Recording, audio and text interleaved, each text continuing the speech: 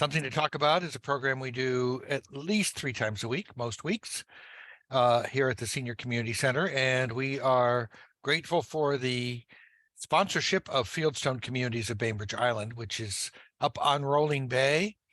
And they have day stay and respite programs, memory care, and they are working on assisted living and independent living.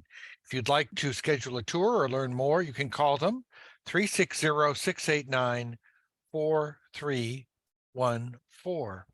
And it's time once again for Tech Talk with John Chen, who comes by once a month. And today's topics, John, I guess, are some of your most frequently asked questions about connecting to email and some of those weird acronyms that we deal with when we're trying to set up a connection to an email account on our computer. Yeah, these are some of the issues that come up over and over again, and often they're worth repeating and or clarifying and going to more detail. So that's what I will do today. Oh, great. Thank you. And I will be using PowerPoint.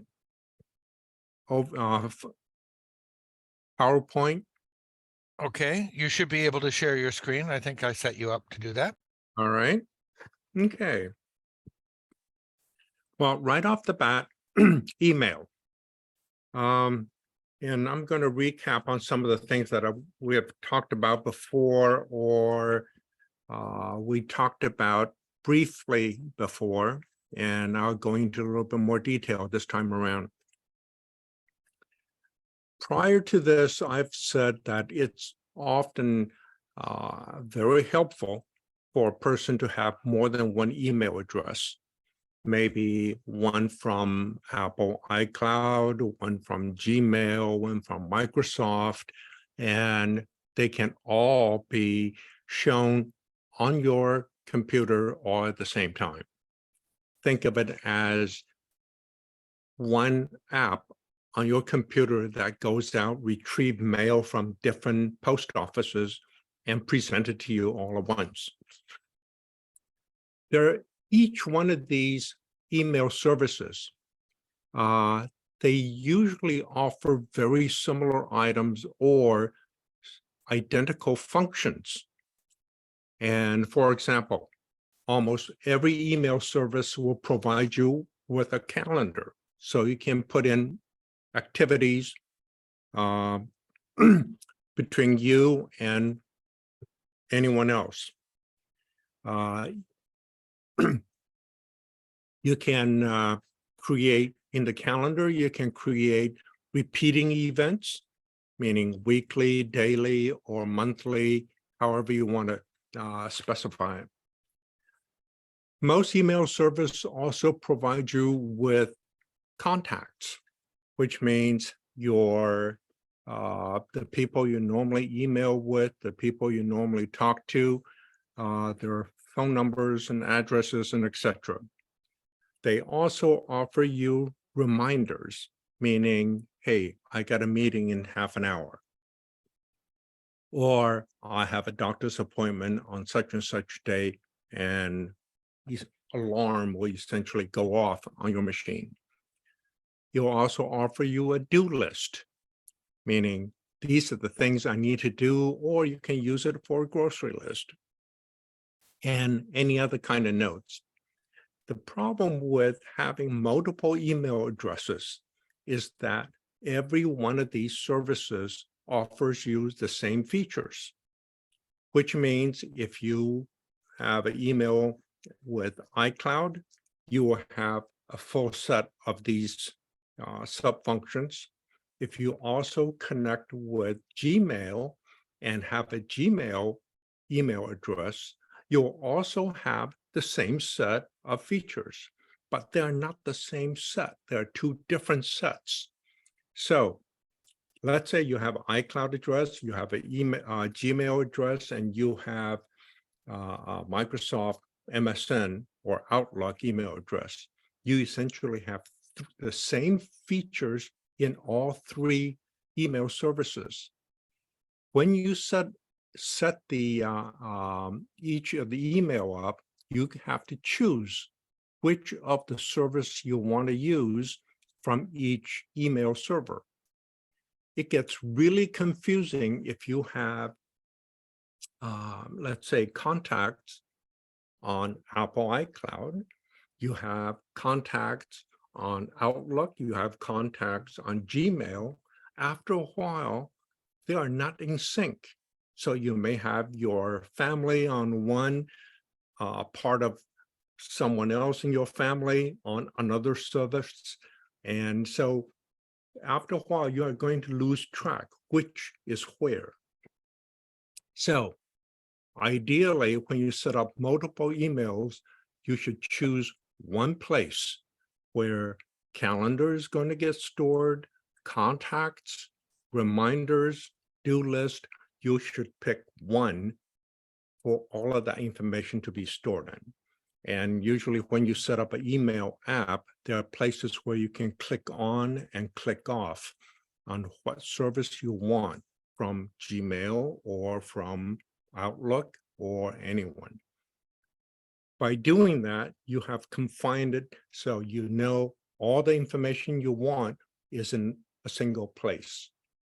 When would you want to use the same features from multiple email services?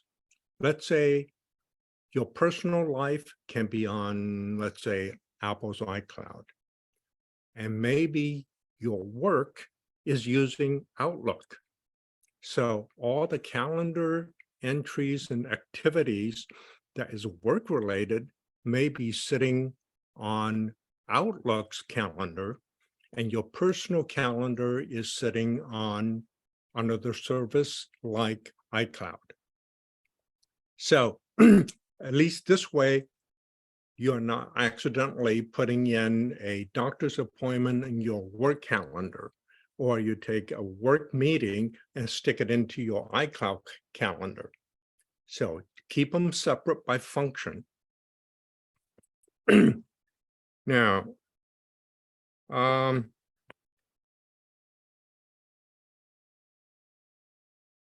also with work, usually you don't have a choice. The people at work may say, all right, our company uses Outlook. You have to use Outlook calendar, because this way other people within the organization can schedule you in one of their meetings. So you may want to just keep track which one you have turned on, which email servers.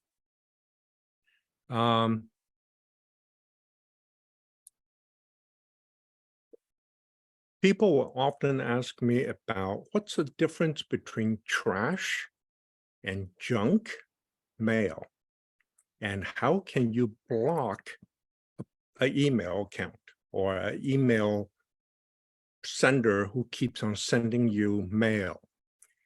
Let's just talk about trash and junk. There is a difference. They are not the same. Trash is anything you decide to throw away. Junk, or let's just define junk to be any spam or unsolicited email. Let's say you have let's say you have Safeway, and you love shop at Safeway, and so you sign up for Safeway's members account. Safeway is going to send you normal weekly promos. You may consider those weekly promos as, now Safeway isn't a good one. Let's say Virginia Mason, a doctor's office. You currently are signed up with Virginia Mason for your doctors. And let's say one day Virginia Mason decides to send you an email that says, we are now offering this service. You look at it and you say, I could care less. If you click junk on that email and you do that enough times, the software on your machine or the email service may think Virginia Mason, any email from Virginia Mason are what you would consider as junk, meaning it will actually take any email from Virginia Mason and put it into the junk mail folder for you, which is not what you want, because you do have legitimate business with the doctor's office. So if you have a legitimate business you're working with, don't ever call any email from that organization as junk. All right. If you don't want it, that specific email, just click delete. When you delete an email, that email goes into trash, which is different than junk. Because all email services, they will learn from what you click.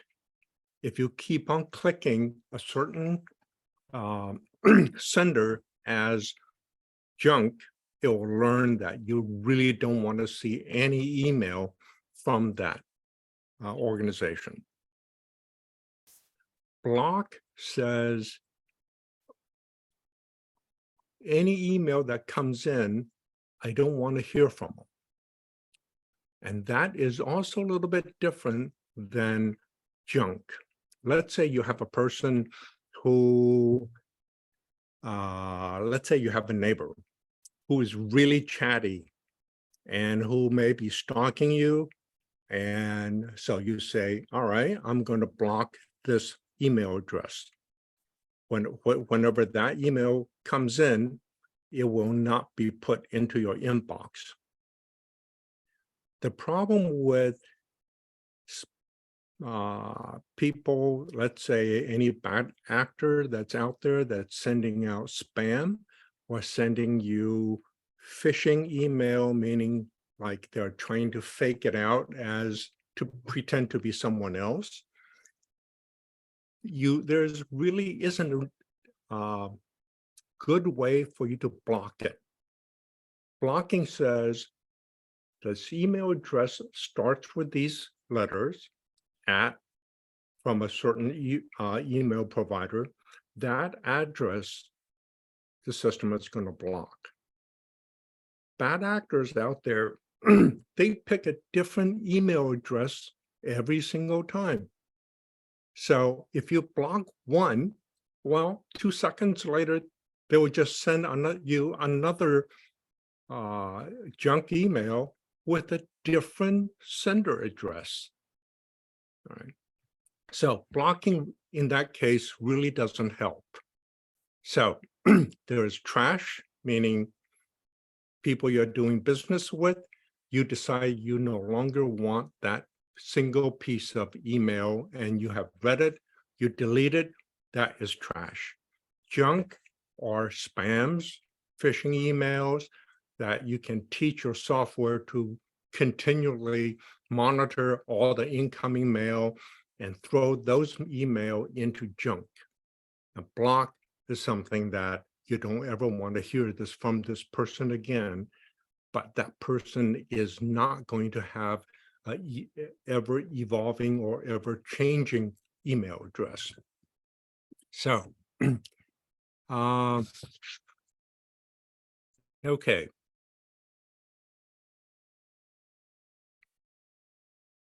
All right. Hey, John, Yes. can I ask a question? What about this whole idea that you get an email, and particularly multiple ones that are junk or spam, and sometimes you're given the option to report it and unsubscribe. What do you recommend people do? Okay. If you see an email from a junk email sender, somewhere in the text, you might find the word unsubscribe or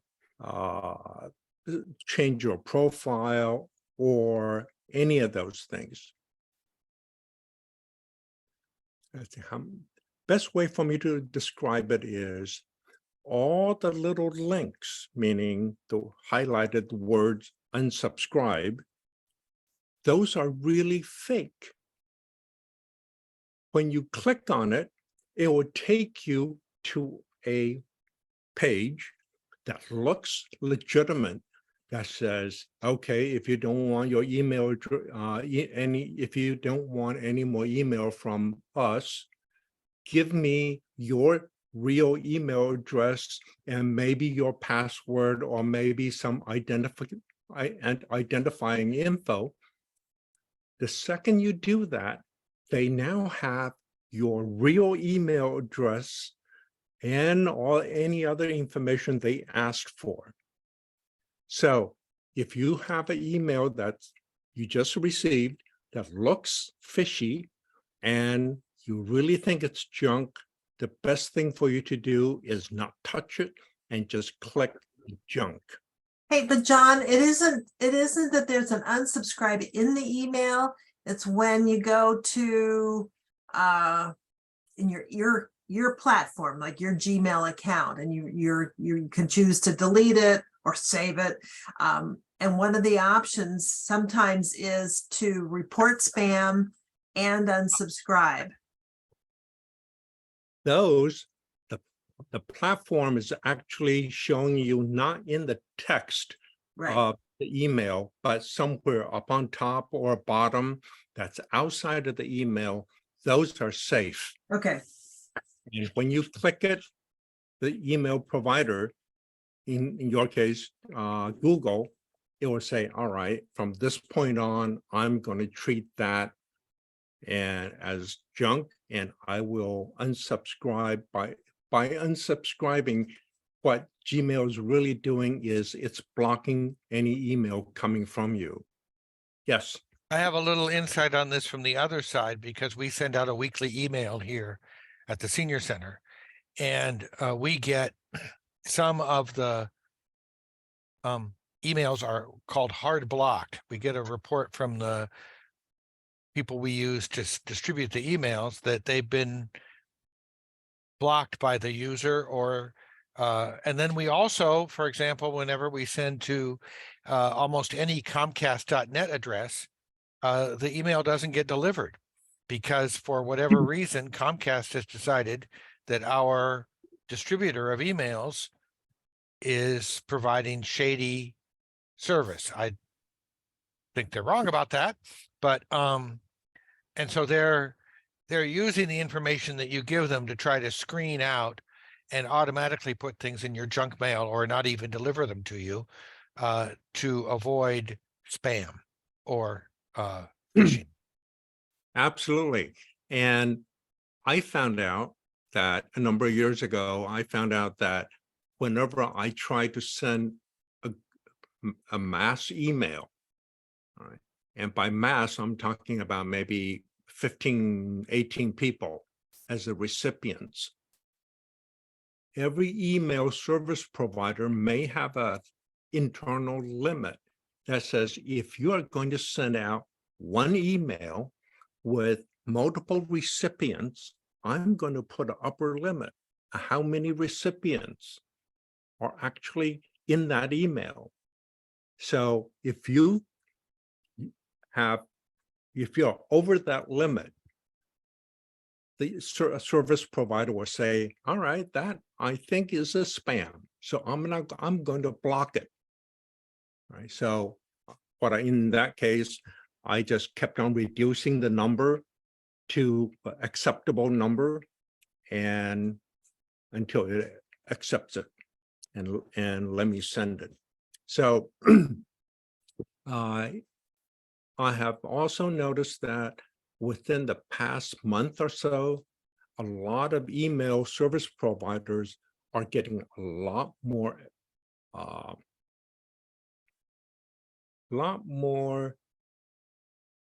aggressive in treating mail as junk. I'm finding people that I've dealt business with, let's say CVS, Caremark, or CVS Pharmacy. All of a sudden, about a month to 6 weeks ago, all the email from CVS are going into junk. And looking at those email, they are legitimate, but they're also advertising of some kind. All right. So the service provider are always constantly reviewing how they treat junk mail. And that criteria will probably change from time to time. And these days, I have to go into my junk email folder and review all the junk mail to make sure that I don't have any legitimate business being thrown into the junk mail. And I have to pull it back out. All right.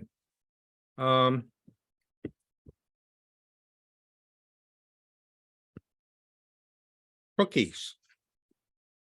A lot of people have asked me about cookies. And let's just say there are good cookies and there are bad cookies. All right. Good cookies, let's say you deal with some website, let's say a doctor's office. And from your previous conversation with that website, they have found out that, oh, you live on Bainbridge. So you go to a Bainbridge office of that hospital. If you live in someplace in Seattle, and they will say, oh, okay, I'm going to save some information about where you live, ballpark, or what office you go to, doctor's office, and I'm going to save it in a cookie. So the next time you go to that website, it will know that you actually go to the doctor's office on Bainbridge, or doctor's office in Seattle, or doctor's office in Edmonds. Right? So those are the good kind of cookies. Bad kind of cookies are, let's say you go to a website and you do a search on lawnmowers. And next thing you know, you see lawnmower advertising showing up at every place you go on the internet. And yeah, you can treat that as good because maybe you haven't bought a lawnmower yet and you're still looking for one to buy. All right. But at the same time, that company will now know that you probably have a lawn, you need a lawnmower, and if you're looking at big, hefty lawnmower versus a tiny little one, right? So they can guess a lot of things about you based on what you search. So should you delete cookies? Maybe. The good side about deleting cookies is the lawnmower example. You will essentially erase your search history. The bad part about deleting cookies is now the doctor's office, they don't know which office you normally go to. So they'll have to ask you those same questions again. So you can get on in your browser and say, all right, I want to delete all cookies that's left over by this one company. Let's just say Google or Amazon, but leave all the doctor's office one in place. That is a pain in the neck to do, right?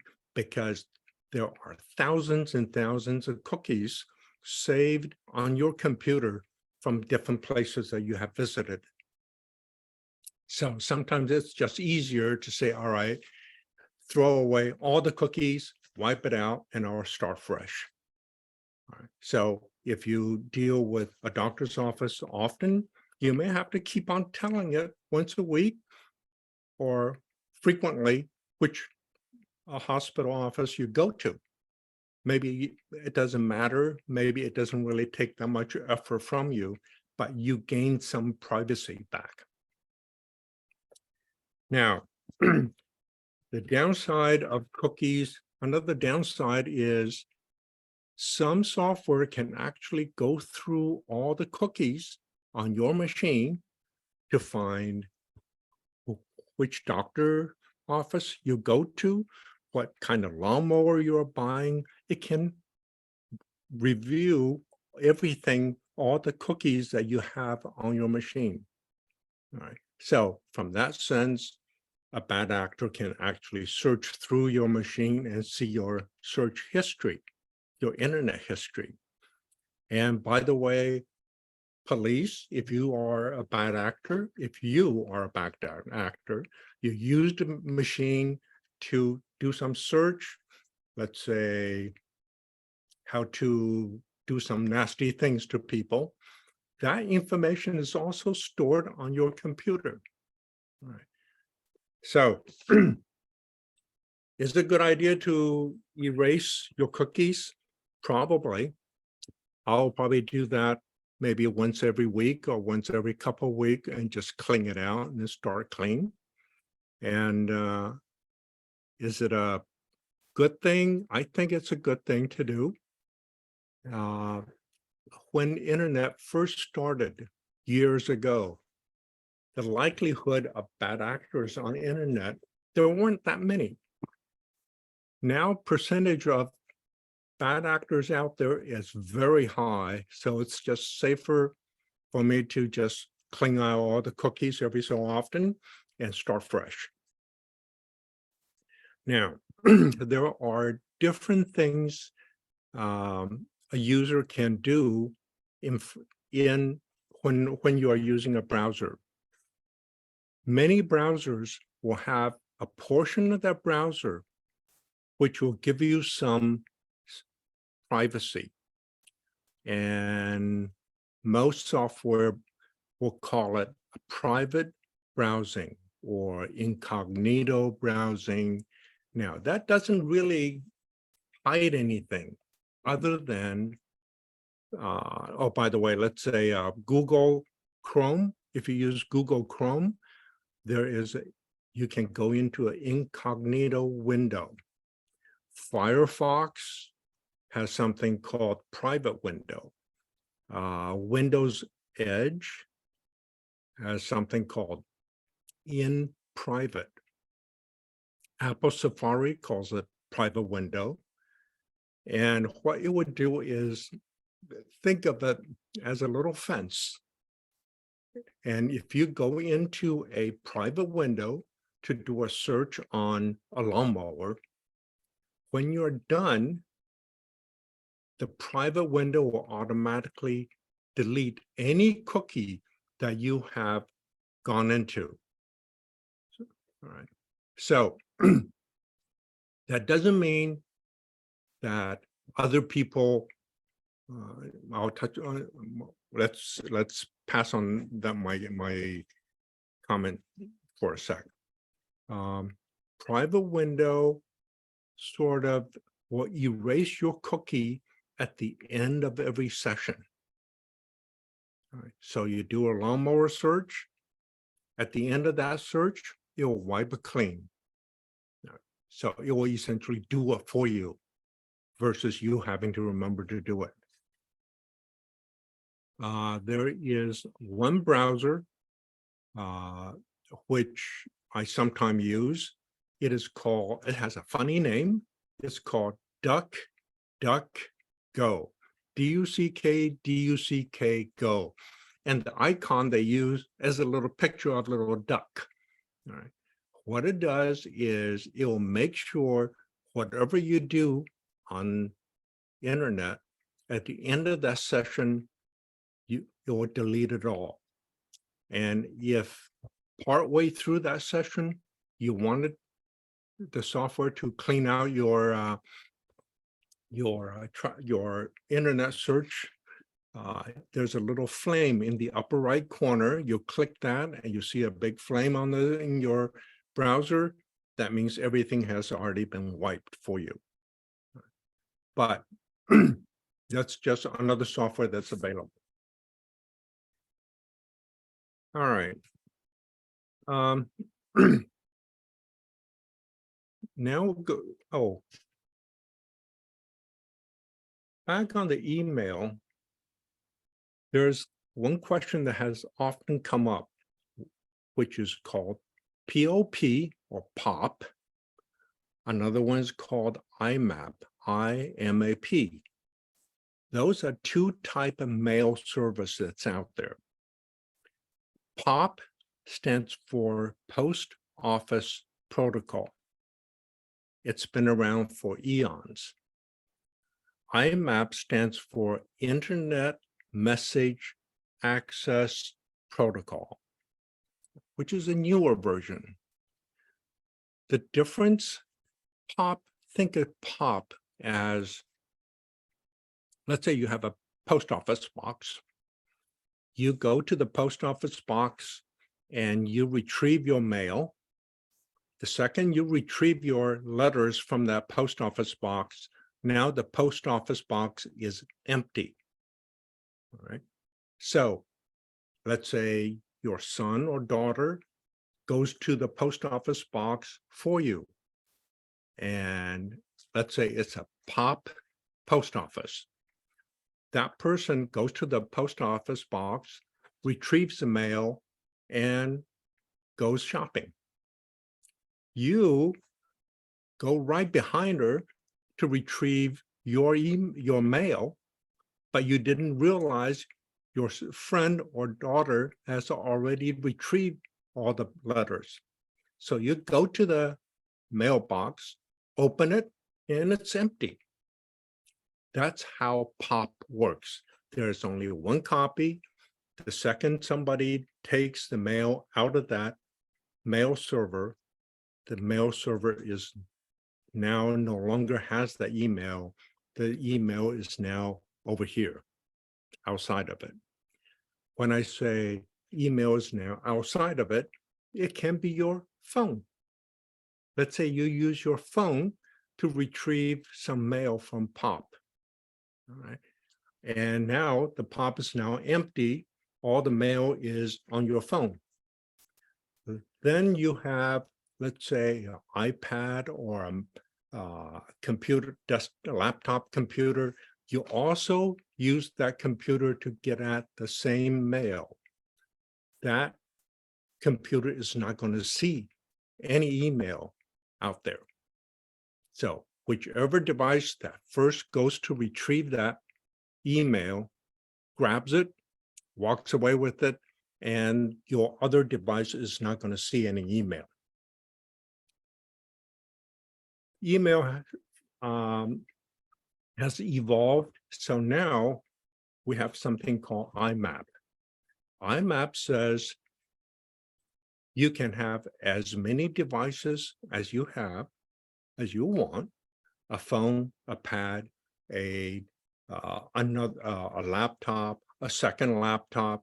All of these devices can go to the same mailbox, retrieve email, and let's say you delete one email on the phone, that information is sent to the mailbox, and the same, all the other computers that you have will get synchronized, and that email will also be deleted from all those other emails.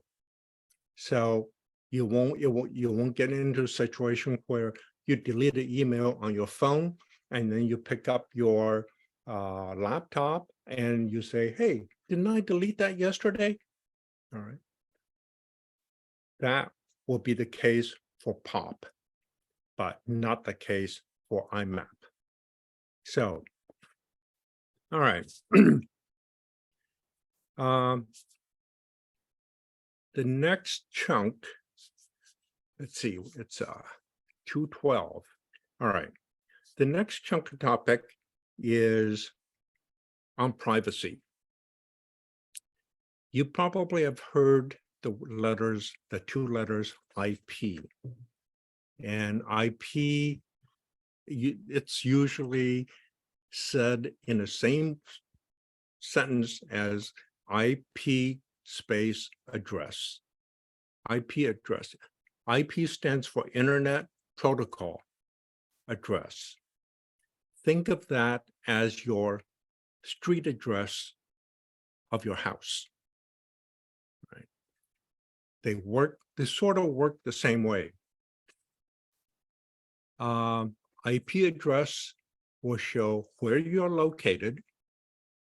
And now, why does this internet need your IP address? Let's say you're sitting on your computer or your phone. By the way, your phone has an IP address. Your laptop computer has an IP address. Your tablet has a different IP address. Each device has an IP address. So you use your phone to do an internet search on something.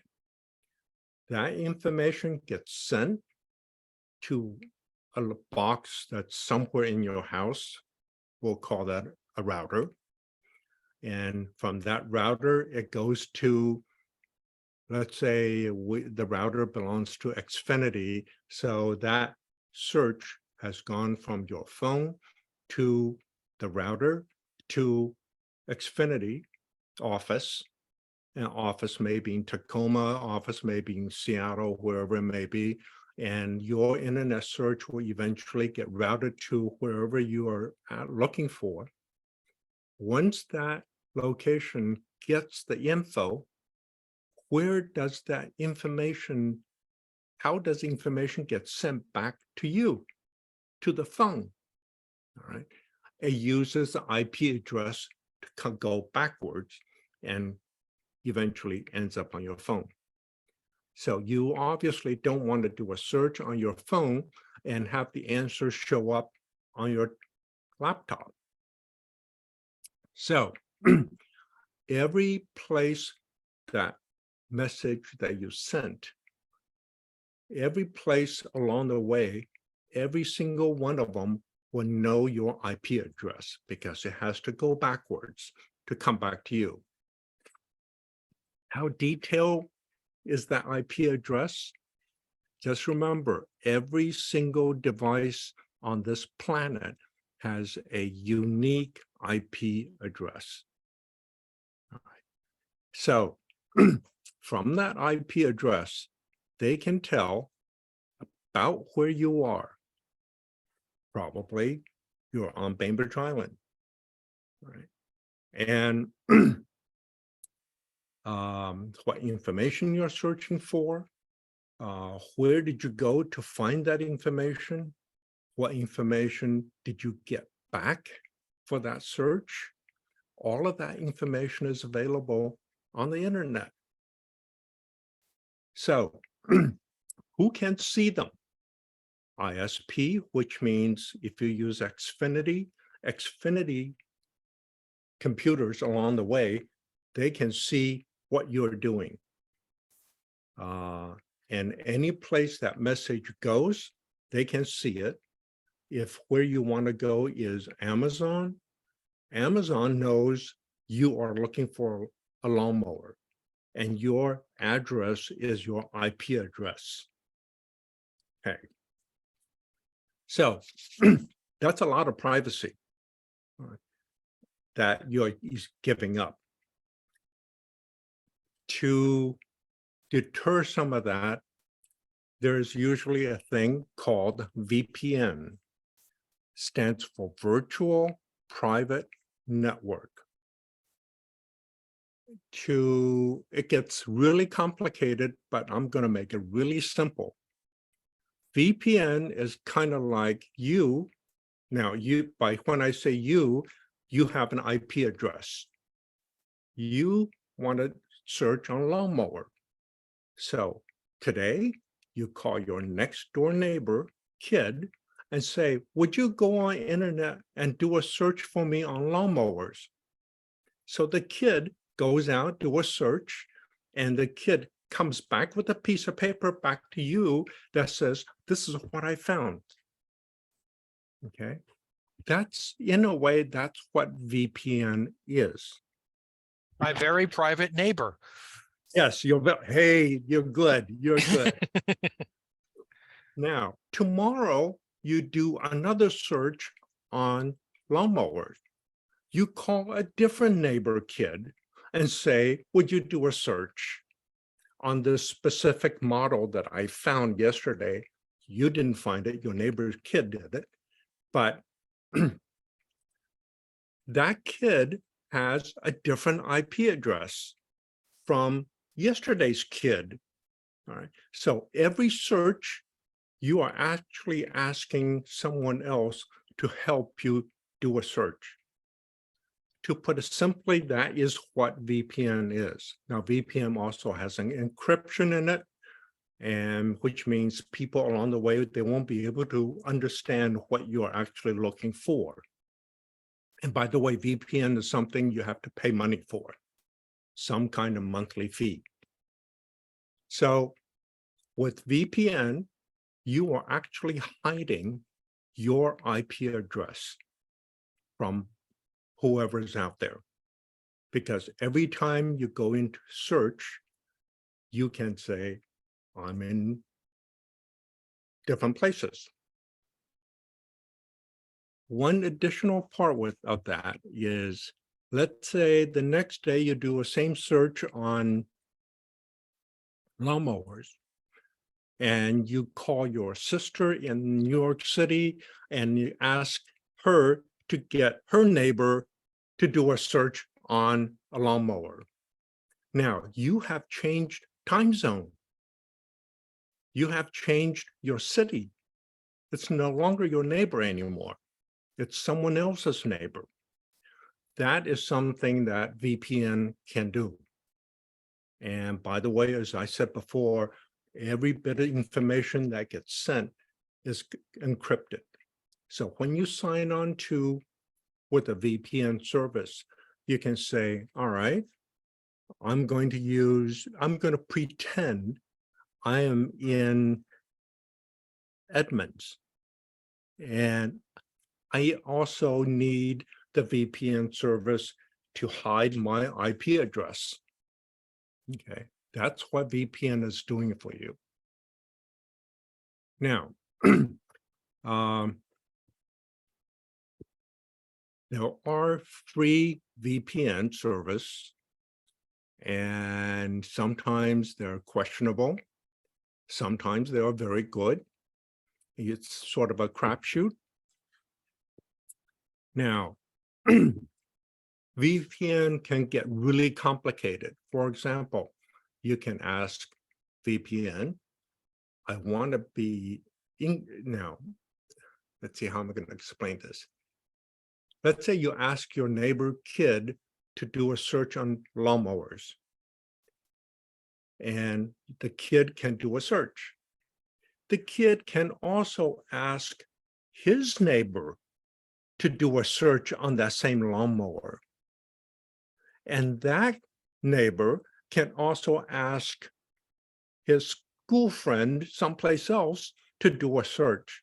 So your search, your IP address gets hidden by the first neighbor, by the second neighbor, by the third friend, eventually goes to Amazon to do a search on lawnmowers. Okay, so every place it goes, skips. Your system becomes a little bit slower because now remember, what you're asking the system to do, that information gets handed off to the second person, third person, fourth person, etc. Eventually gets the info. And by the way, all that information, when they get it, they had to hand it back to you. All right, so on the way back, it's going to go through the same route. And so that's VPN. Most people probably don't need it. There's nothing wrong with having it. If you feel that you are doing something that you really want to keep confidential, great. VPN is terrific. If you happen to be using an Apple device, meaning a iPhone or tablet, iPad, or a Mac computer, there's something that's built in that's provided to you from Apple. And there are two parts. One is called Hide My Email, Another one is called Private Relay. Private Relay is sort of like VPN. All right. You can tell Private Relay, I am in the Pacific time zone, pick a city for me. So if you use Safari as a browser, and Safari can say, all right, I'm going to hide your IP address and give you an IP address that actually looks like you're in San Francisco, but you are in this current time zone. All right. So that is a way for Apple to help you hide your IP address. And it's free. And you can just go to a certain place to turn it on. And I can't quite show you exactly where right now. And once we get it figured out, I can show it to you next time around. Hide my email is a similar feature except for your email address. Now, let's say you sign up to some website for some service, and you really would prefer they never find out your real email address. So you can ask Apple to hide my email. What Apple would do is it'll come up with a fictitious email address. It's not really fictitious. It's just not you, right? And you can use that email address with a certain website. And let's say any website.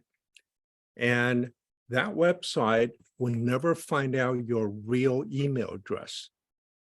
So if that website sends you an email, a legitimate email, that email gets forwarded to your real email address. Right. So it gets, think of it as a middleman that's going to handle your email for you and collect your email and then give it to you. And if one day you start getting a lot of email that's junk from that vendor, you can just tell Apple to take that fictitious email address and throw it away. All right. The second you do that, that company or that vendor or that bad actor will no longer have access to your email. All the email that they send you will essentially go into get bounced back and says, this is not a legitimate user. So how many of these fictitious email addresses can you have? Thousands, however many you want. All right. And they will all get forwarded to your real email address, which you can keep hidden from everybody else on the outside. And that email address, fictitious email address, if you use it to give it to a certain company, only that company can use that email address to send email to you. And you can cut them off anytime you like. All right. So I have some examples, and I'll recap these during the next session. So what questions do you all have?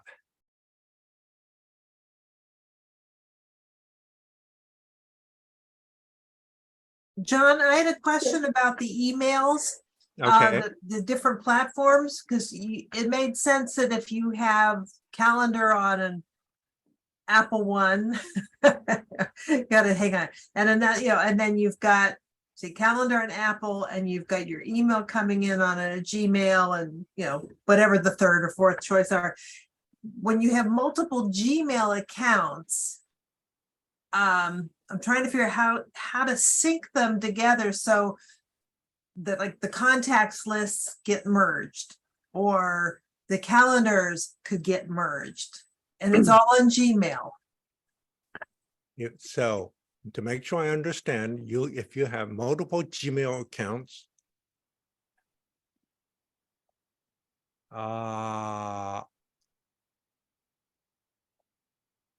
and you want each one of them to have a contact or calendar.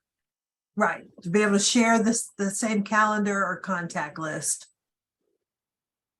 Sort of like my email, my husband's email, my Ivy Go Shopping email. Yeah, Yes, you can.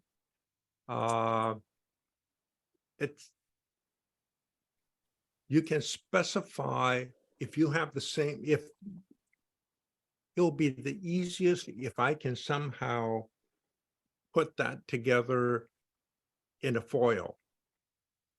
It's kind of hard for me to explain through it, because the way Google and anybody else defines it is every email is private.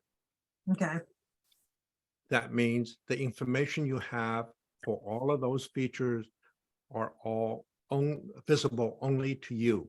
that makes sense. Your husband has a different set, and what you have to end up doing is sharing between person A and person B, and actually have to do some invites.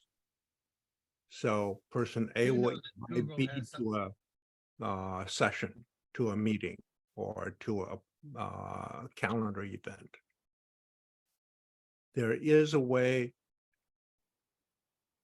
because I don't use Google Calendar, it's kind of hard for me to describe it. Okay, I can physically do it. And so I'll get something written up and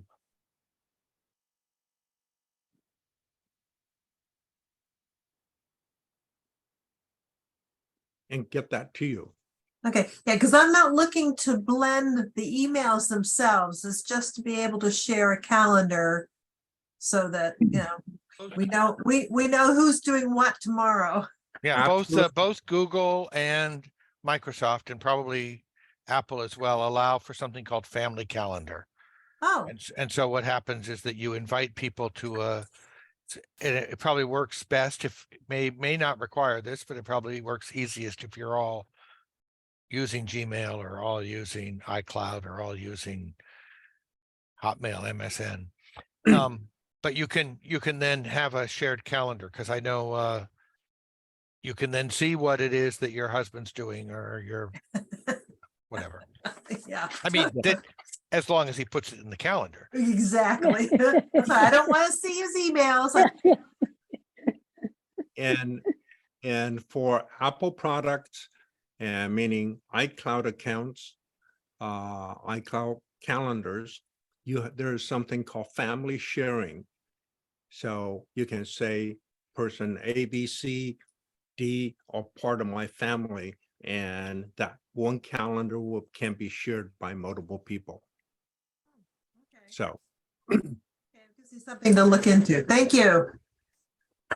Marcy, do you have a quick question? Or Yeah, the only question, I just had a comment, or it is a question. Until recently, from the beginning of the internet, I have been always, my IP has showed up as Bremerton. And all of a sudden, within the last 2 years, now says they know I'm on Bainbridge. I just wonder, what did I do wrong that so identified where I am that they now know that the IP is here? okay, now IP 2 years ago, did you switch internet service providers? Did you switch, let's say, CenturyLink to That's a good Xfinity? question. Yeah, we switched to the public, we're attached to the Kitsap PUD. Okay, you mean now you I are? think that's what's happening. So I guess the Kitsap PUD knows who his people on Bainbridge are.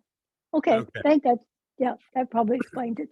So and also to comment about VPN. VPN is useful if you want to do things in another country. I often have things for France, where my children live. And so only way I can do it is by using a VPN. Yes. And yes, VPN will allow you to pretend that you are actually in Germany. And, Or if you're a national football fan, you can watch football games from Europe. yeah, I can watch movies from France. So yes, There you go. Yes, you can.